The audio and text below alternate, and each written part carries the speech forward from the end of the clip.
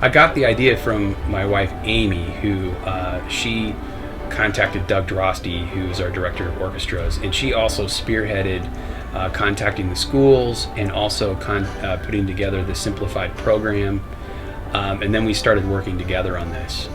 Well, I was approached by Amy Harrigan, and she had a great idea to have a outreach concert for students with special needs. Because many students with special needs don't have an opportunity to attend performances of a traditional nature. We contacted the local school districts in the area and provided them with information. We had an overwhelming response. It seemed like a no-brainer. It was very easy to put this together. We had about 200 students that came into Sursa Hall, and we performed movements of the Nutcracker.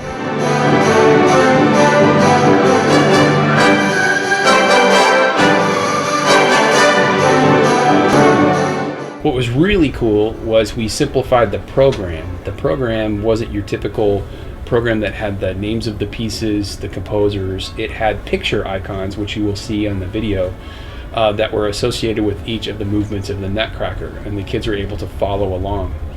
We were very fortunate that Dr. Harrigan came into a rehearsal and talked to our students and told us that it would be different in that there would be extra noises happening in the audience. We left the lights up so that the students could see everything with great detail and that they wouldn't be scared with anything that's happening in the darker confines of a typical concert. My son, when he's really into a performance, he tends to rock to the rhythm of the beat, and he tends to watch and do this.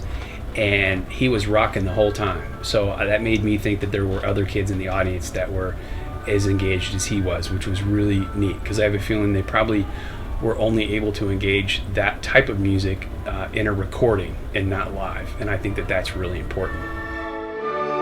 Students will clap and cheer as they feel comfortable doing so, which is perfectly fine. Out in the lobby afterwards, we had a petting zoo, an instrument petting zoo, where students could experiment with instruments, play them, and get a feel for how they operate. What I hope to do in the future is to expand this program to other performing arts venues in Muncie. For example, I think that we could do a sensory-friendly musical with the Department of Theater and Dance, and we could potentially do sensory-friendly performances in our choral program as well as our wind band program. So I think all of those things will help the kids in the area and the people in the area access the arts, whereas they haven't been able to in the past.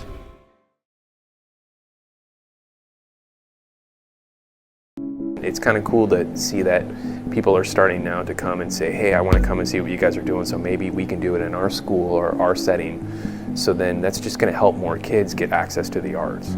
As I've brought in new challenges to this program, thinking that, oh, I don't know if this is going to work, and literally every time the kids amaze me. These kids are inspiring, and it shows me why I'm doing what I'm doing. And you know, the power of music, the power of performing arts is just mind-blowing. If anyone, absolutely anyone in my family is watching, I want them to know that this is my favorite place to be.